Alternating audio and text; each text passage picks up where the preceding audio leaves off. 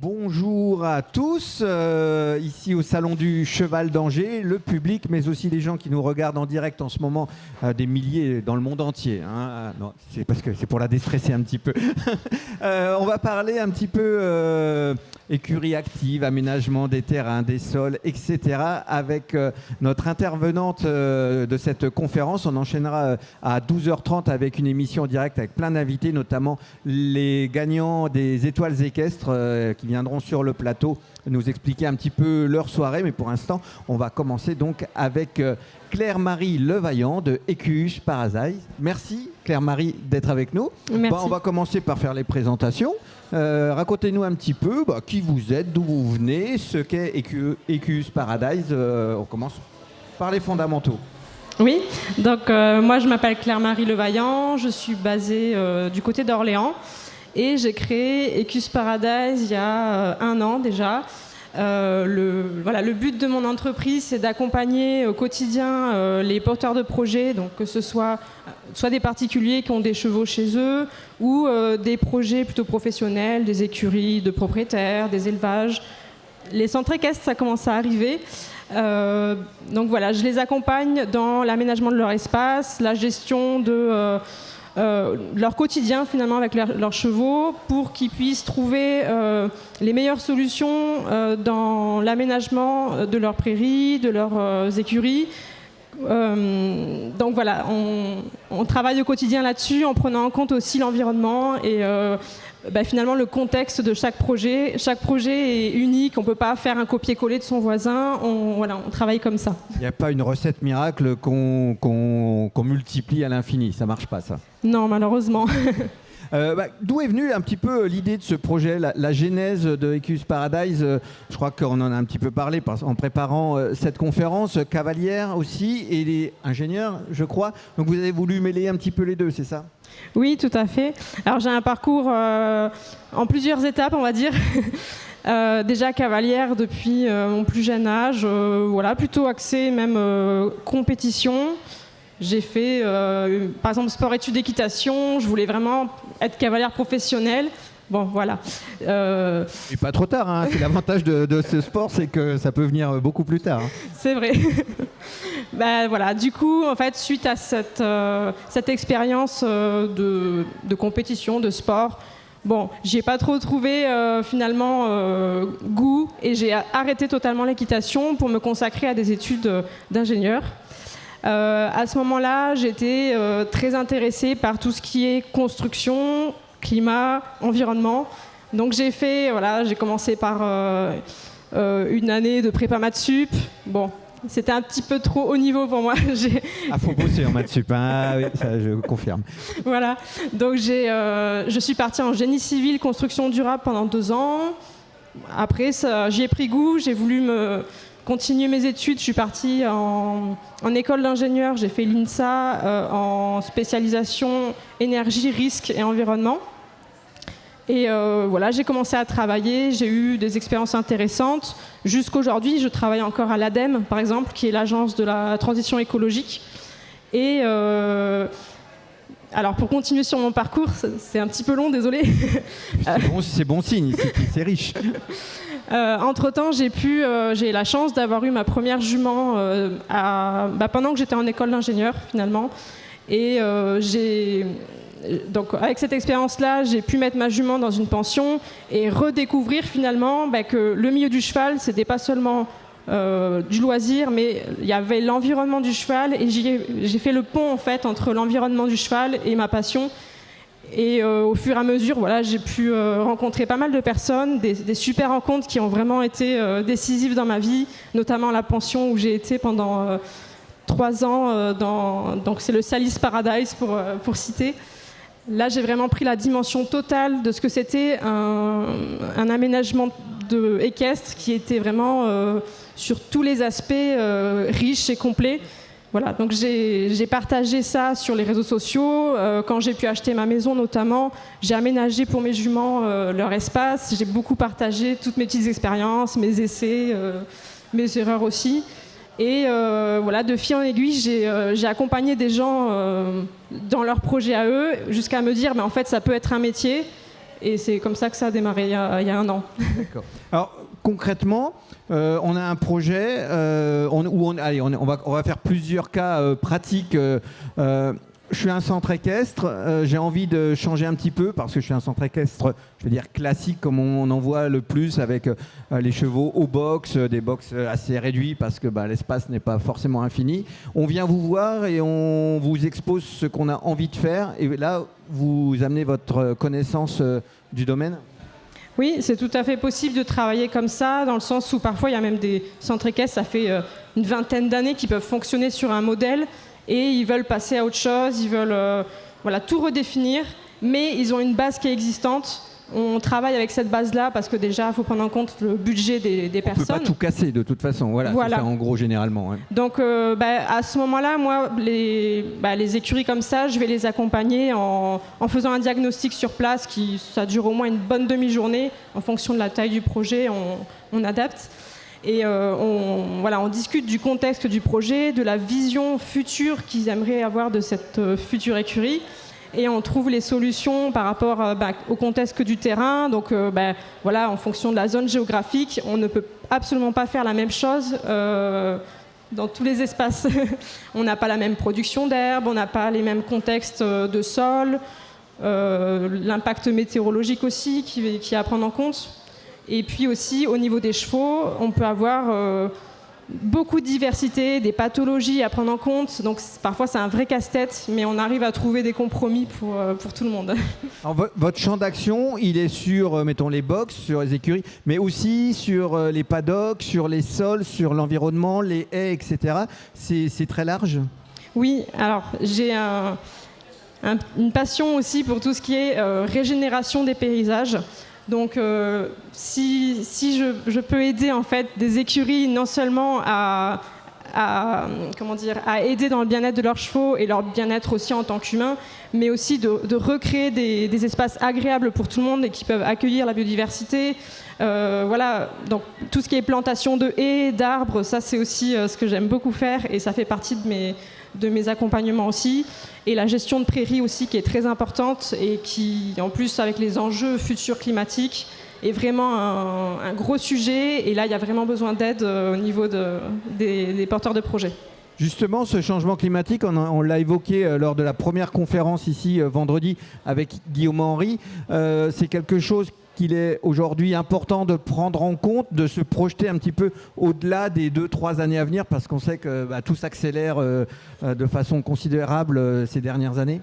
Oui, il faut vraiment le prendre en compte, notamment parce que parfois on est un petit peu grisé par ce changement climatique, mais sur du moyen-long terme, on a quand même plein d'actions où on peut faire en sorte, notamment pour le bien-être des chevaux, d'aménager leurs prairies en prenant en compte que on peut trouver des actions pas forcément trop onéreuses, comme planter des haies, leur amener plus de végétation, et ça a un effet un peu boule de neige sur la production fourragère, herbagère qui est à côté. Donc c'est vraiment un cheminement complet qu'on peut avoir là-dessus, et il faut s'y mettre dès maintenant.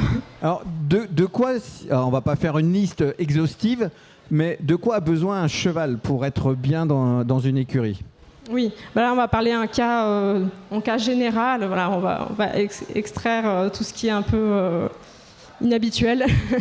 Un cheval qui a dans une écurie, tout simplement, il a besoin d'espace, beaucoup d'espace, mais surtout un espace sécurisé, un espace où il est pas seul, avec des congénères, mais aussi des congénères avec qui ça se passe bien. Parce que c'est pas tout d'avoir un troupeau de 40 chevaux, mais c'est pas forcément idéal non plus. Il faut trouver le bon dosage aussi par rapport à l'espace donné et organiser des troupeaux si besoin. Il a besoin de sécurité, mais il a besoin aussi de la nourriture à volonté, des fibres à volonté. Et ça, on peut leur apporter plus de diversité aussi que seulement du foin, de l'herbe. Voilà, plantez des haies, plantez des arbres, faites attention par contre à ce que vous plantez, faites-vous accompagner si besoin. C'est ça, on l'a évoqué hier parce qu'il y a une thématique aussi autour des plantes toxiques, parce que il y a plein d'études qui ont été faites là-dessus, mais il faut aussi faire attention dans l'environnement que, par exemple, un chemin de promenade ne passe pas à côté de certaines plantes qui pourraient être toxiques pour le cheval.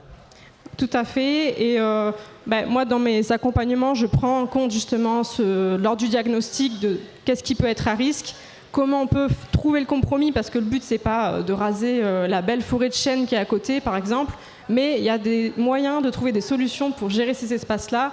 Et voilà, il faut pas hésiter à se renseigner. Et puis, ça commence à être de plus en plus au goût du jour. Donc, voilà. Alors, on a parlé de l'alimentation, avec une alimentation à foison, enfin à volonté. Il y a le slow fooding, ça s'appelle comme ça, je crois. Oui, le slow feeding. C'est quelque chose aussi que vous préconisez? Et ben en fait, là, ça dépend du contexte au niveau des chevaux. On peut avoir des chevaux, effectivement. Alors, surtout aujourd'hui, on est dans un contexte où nos chevaux sont de plus en plus obèses, avec l'évolution qu'on connaît. Et effectivement, c'est des solutions que je préconise si besoin. Après, c'est pas pour tout le monde non plus. Alors, on va lâcher le mot qu'on entend depuis maintenant quelques années. Écurie active. Voilà, tout le monde parle d'écurie active. Déjà, comment définir une écurie active? C'est quoi? Oui, alors l'écurie active, vraiment, si on prend un peu, entre guillemets, la marque déposée, là, le but, c'est de trouver un moyen de créer des espaces où les chevaux, justement, on répond à tous leurs besoins fondamentaux. Donc l'idée, c'est de leur mettre à disposition tout ce dont ils ont besoin dans un espace où ils sont en groupe, un espace suffisamment grand. Et donc, en écurie active, il y a des automates qu'on va aussi mettre en place. Et là, c'est surtout le côté humain qui va être allégé dans la gestion des chevaux. Et tout le temps, je dirais, qui a été libéré pour toute la gestion du quotidien des chevaux, ça doit être mis à disposition pour justement les soins qu'on apporte aux chevaux, que finalement, parfois, sont un peu laissés de côté. Donc voilà, c'est... Mais on parle souvent de ce système aussi pour faciliter la vie aussi des gens qui tiennent des centres équestres, par exemple. En gros, avec son téléphone, on peut dire si on veut emmener les chevaux dans telle ou telle prairie, faire en sorte que le système les amène dans telle ou telle prairie. C'est un peu, je résume un peu vite ou c'est dans l'idée? En fait, voilà, tout est programmable et dans l'idée, c'est que parfois dans un troupeau qu'on peut avoir, il y a des chevaux qui auront, par exemple, plutôt besoin d'un accès à l'herbe, tandis qu'un autre cheval n'aura plutôt pas besoin d'y aller. Donc là, effectivement, les chevaux ont une puce qui peut être mise sur eux de différentes manières, qui leur donnera accès, qui va détecter quel cheval et quel cheval. Normalement, ils ne sont pas censés s'échanger les bracelets. A priori, non. Ça triche pas trop dans les paddocks. C'est ça. Et effectivement, tout ça, c'est programmable à l'avance. Pareil pour la distribution des rations, c'est quelque chose qui est vraiment fait par cheval, par individu et qui est adapté. En gros, le cheval, il arrive devant le mangeoir, le système électronique reconnaît le cheval et il donne la ration qui a été prévue pour ce cheval et pas pour un autre, quoi. C'est ça. C'est ça. Par contre, ça n'exclut pas la surveillance quand même au quotidien des chevaux, notamment on sait que quand on donne une ration à des chevaux, il peut y avoir des risques de bouchons. Donc voilà, ça n'exclut vraiment pas la surveillance, c'est plus une aide au quotidien, surtout quand on a beaucoup de chevaux et que ça peut être aussi des écuries plus axées compétition loisirs où il y a une grosse activité à côté. Voilà, on en parlera tout à l'heure dans l'émission à 12h30 avec nos invités. Vous reviendrez faire une petite table ronde avant de filer sur votre stand à 13h. Ce système aussi d'automatisation, ça peut permettre de gagner beaucoup de temps. Quelqu'un qui va passer 2 heures tous les matins à emmener ses chevaux dans un pré, revenir, etc. Pareil le soir. Ces 2 heures, il peut les rentabiliser autrement. C'est notamment intéressant. Je sais qu'il y a beaucoup de gens dans les centres équestres qui me disent mais ces heures-là, elles sont tellement précieuses pour faire autre chose, quoi. Voilà, tout à fait. Ouais. Ça marche aussi parce que je crois qu'il y a une problématique parfois autour des prés, autour de la vermifugation. Certains prés où on peut mettre certains chevaux ou pas. Là, c'est pareil, ça permet le tri sélectif aussi pour les chevaux sur ce domaine. Oui. Après, à côté de ça, il faudra aussi avoir une gestion de prairies. Une écurie active, ça n'empêche pas qu'il faut derrière quand même avoir une bonne réflexion sur comment on va parcelliser. Et cette idée-là, c'est de pouvoir gérer, notamment à partir de quand on fait des vermifuges, de savoir que c'est cette parcelle-là qui est plutôt dédiée parce qu'on va pouvoir ramasser, ou même au contraire, on n'ouvre pas les prairies, on les laisse sur la zone qui est plutôt sacrifiée, stabilisée, pour pouvoir tout ramasser et extraire les crottins. Ouais, exactement. On va prendre un cas pratique. Fiction totale. J'ai 10 chevaux. je viens d'acheter un espace d'un certain nombre de mètres carrés et je viens vous voir pour vous dire, bah voilà, vous avez carte blanche pour me créer mes écuries pour mes 10 chevaux. Alors combien je vais avoir besoin de mètres carrés, combien vous allez en consacrer au paddock, etc., aux écuries. Voilà, vous avez profité, Claire-Marie, vous avez carte blanche. Et full budget. D'accord. Mais là, le projet en tant que tel, il a déjà été choisi, enfin le terrain est déjà choisi ou pas encore? Quel terrain vous me préconisez? Voilà, allez, carrément la carte blanche, elle va jusque-là. Waouh, ça c'est difficile comme question. C'est très ouais, il faudrait cibler une région au moins. On est dans les Yvelines, au hasard, le plus beau des départements. D'accord. Non, je suis pas objectif là, pas du tout. Non, ouais, bon, tant pis. Non, le Maine-et-Loire, c'est très bien aussi, hein, Angers. Ouais, on est à Angers, donc je suis obligé. Donc bon, bah là, moi, ce que je vais chercher à savoir déjà, c'est quels sont les objectifs derrière du porteur de projet. Si, voilà, derrière, il y a l'objectif d'être le plus autonome possible, par exemple au niveau alimentaire, on va devoir aller sur des surfaces quand même plus conséquentes. Par contre, si c'est quelqu'un qui veut plutôt être livré niveau foin à l'année, ça ne le dérange pas. Là, déjà, on est beaucoup moins limité en termes de surface. Après, moi, je vais donc le contexte du projet, je vais chercher à comprendre comment la vision de leur projet et puis. Excusez-moi, j'ai perdu le fil de ce que je disais. Voilà, la vision du projet. Les sols, c'est important. Vous faites des études de sol pour savoir un petit peu si c'est argileux, si c'est voilà, tous les types de sols possibles. Oui, tout à fait. C'est au moment du diagnostic de terrain, justement, l'objectif, c'est de faire tout le tour des terrains, exclure tout ce qui est aussi dangereux pour les chevaux, voilà, faire un peu cartographier finalement le terrain et trouver les opportunités aussi que peut présenter ce terrain. Pour pouvoir mettre en place ces aménagements derrière.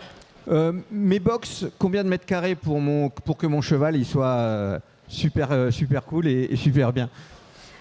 J'ai envie de dire pas de box. Vous dites ce que vous voulez. Non, voilà, le box de 3x3 c'est quand même pas du tout idéal pour le mouvement du cheval, donc là c'est à bannir. Donc minimum, ça dépendra vraiment pourquoi on met un cheval en box. Si c'est un cheval qui est en soins, qui doit être immobilisé, voilà, ça c'est particulier. Par contre, si c'est entre guillemets du box pour la nuit, voilà, il faut vraiment un espace au moins 40-50 mètres carrés et ça c'est pas très courant. Non, c'est pas très... Avec vue extérieure toujours, ça c'est bien aussi. Plutôt de type stabulation où le cheval peut avoir non seulement ses congénères où il peut les sentir, les toucher, voire faire du grooming. Voilà, faut essayer de se rapprocher de ses besoins et en fait en boxe c'est quasiment impossible. D'accord. On va faire une petite interruption. Est-ce que quelqu'un a des questions sur ce domaine des écuries, etc. Réfléchissez, je reviens vers vous parce que moi j'ai plein de questions. Non, on m'a parlé aussi qu'il y avait une phase qui pouvait être importante, c'est l'observation du comportement des chevaux et ensuite on adapte un petit peu les installations en fonction de leur comportement. Racontez-moi un petit peu cet aspect. Oui, alors c'est vrai que l'observation du cheval, un cheval en soi, que n'importe quelle race, n'importe quelle génétique, va avoir foncièrement quand même un comportement de cheval. Par contre, on peut avoir des chevaux avec un passif un peu compliqué, et là, oui, ça demande des adaptations, mais ça demande peut-être plutôt une progressivité dans l'intégration du cheval dans le troupeau. Et là, ça peut être... par exemple, des paddocks d'intégration, dans certains cas, qui peuvent être utiles. Mais en fait, ce n'est pas forcément le cas partout. Il faut vraiment faire du cas par cas et accompagner au mieux ces cas-là. D'accord. Est-ce qu'il y a des questions? Est-ce que vous avez eu le temps de réfléchir? Ah, peut-être une question qui vient d'Internet. Jean-Christophe, qui est notre espion Internet. Alors, ce n'est pas une question, c'est une réaction que je viens d'avoir sur les réseaux sociaux il y a quelques minutes. C'est une pure réaction, je vous la livre. Tel quel, c'est bien beau de planter des haies, mais c'est pas vous qui ramassez les feuilles sur la carrière Toubin-Clément. Alors, justement, il y a la conception justement que vous allez faire avec des haies, des arbres et tout. On peut aussi imaginer les conséquences que ça a derrière. Effectivement, me dit Jean-Christophe, si on a là c'est l'automne, les feuilles elles tombent, qu'il faut ramasser en plus les feuilles sur la haie, on les met un petit peu plus loin par rapport au paddock. Comment on s'organise? Déjà, on peut réfléchir par rapport à l'orientation du vent et puis s'il y a une carrière Toubin-Clément, effectivement, on va peut-être pas coller une haie qui perd toutes ses feuilles en automne à côté de ça. Et puis l'idée, moi, quand je vais implanter des haies, c'est justement qu'elles puissent avoir une action positive sur l'environnement et Donc on va réfléchir notamment par rapport à la topographie du terrain, comment cette haie peut même récupérer l'eau qui ruisselle sur le terrain. Enfin, c'est vraiment en fonction du contexte, mais on évite effectivement tout ce qui est un peu embarrassant. Justement, Jean-Christophe. Une autre question, est-ce qu'il y a en France des régions où vous déconseillez d'installer une infrastructure équestre? En fait, il y a des régions où si on vise par exemple l'autonomie alimentaire toute l'année à l'herbe, ou oui, ça va être très compliqué effectivement. Donc ça, tout dépend du contexte du projet, mais en soi des chevaux, puis en avoir partout, mais ça, on ne pourra pas faire tout ce qu'on veut. Ça sera vraiment adapté. Justement, cette notion d'eau que vous avez évoquée, on sait on va vers une époque où l'eau va être de plus en plus rare. Il y a souvent des régions où maintenant il y a des limitations, etc. Il y a des systèmes aujourd'hui qui permettent de limiter la consommation d'eau. On parle des carrières, par exemple. Souvent, il faut les arroser, dans certains centres équestres, de récupération, des choses comme ça. C'est des choses que vous préconisez aussi ? Oui, alors notamment tout ce qui est construction de carrière, là, moi, je vais plutôt rediriger vers des experts. Et c'est vrai que moi, je m'intéresse plus sur des sols vivants, donc des sols en BRF notamment, qui ont vocation notamment d'être déjà moins consommateurs en eau. Et voilà, donc ça, c'est pas ma zone d'expertise. Je vais vraiment rediriger vers les experts pour le coup, comme Buxor par exemple. La majorité de vos demandes, elles concernent plutôt des grosses structures, des individuels, des particuliers qui ont un cheval chez eux et qui demandent des conseils, ou plutôt des centres équestres qu'on en plein, ou des écuries de course, ou voilà, quel type Alors le plus gros de mes projets, c'est effectivement des particuliers qui ont des chevaux chez eux, mais beaucoup d'écuries de propriétaires, énormément même. Les centres équestres, j'en ai accompagné 2. Donc c'est vraiment peu par rapport au reste. Et milieu des courses, malheureusement, j'aimerais bien, mais oui, parce qu'ils sont nombreux, surtout dans la région. Voilà. Et les demandes, elles tournent autour du bien-être. On sait, on a fait un débat hier ici sur le bien-être, et puis on voit partout dans le salon cette thématique du bien-être. Même si vous n'avez pas 30 ans d'expérience dans ce domaine, vous avez senti une évolution ces dernières années vers cette notion de bien-être, de cette volonté d'offrir à son cheval toutes les meilleures conditions possibles? Oui, complètement, ça, tout le monde l'a senti.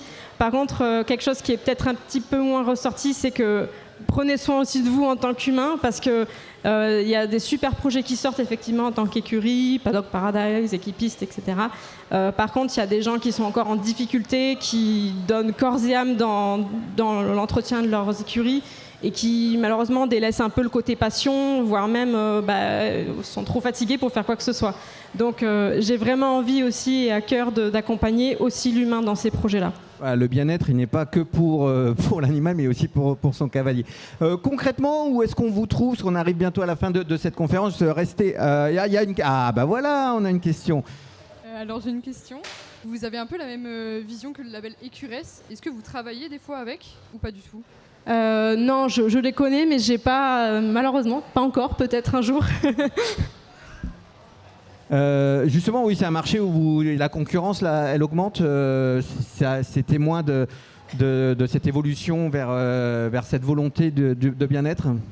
Oui, alors on est quelques-uns, mais en fait, par rapport à la demande, voilà, c'est vraiment, on est très très très sollicité, donc voilà, la concurrence reste assez minime pour l'instant, en tout cas en France. D'accord. Question. Voilà, pardon. Il y a vraiment des solutions, même pour des particuliers qui n'ont pas un énorme budget, de ne pas devenir esclaves de leurs chevaux, à devoir, dans des types Paddock Paradise ou équipistes. Et on peut vraiment trouver des solutions sans des automates et aller jusque-là. Alors, pour les particuliers notamment qui ont un travail à côté, qui ont des enfants, où c'est pas facile, là, ce serait plus, je pense, au niveau humain, de trouver des compromis et être OK avec soi-même qu'on peut pas faire des choses toujours parfaites. Voilà, les chevaux, ils demandent juste à être avec des copains, avoir à manger à volonté et pouvoir bouger. Faut pas non plus, partir dans des choses trop extrêmes. Faut rester un petit peu bienveillant avec soi-même. On n'est pas obligé d'avoir le compte en banque d'un millionnaire, en gros, pour faire des choses bien, c'est ça. D'autres questions? Une dernière petite question? Non? Eh ben écoutez, parfait. Donc concrètement, on vous trouve où, sur quel site? Bon, ici à 13h, avant vers 12h45 pour une nouvelle table ronde qui sera, vous aurez des invités. Voilà, où est-ce qu'on vous trouve Alors vous Claire-Marie pouvez me trouver notamment sur les réseaux sociaux, Ecus Paradise. Et puis je peux me déplacer sur toute la France voilà, pour des accompagnements. N'hésitez pas à me contacter.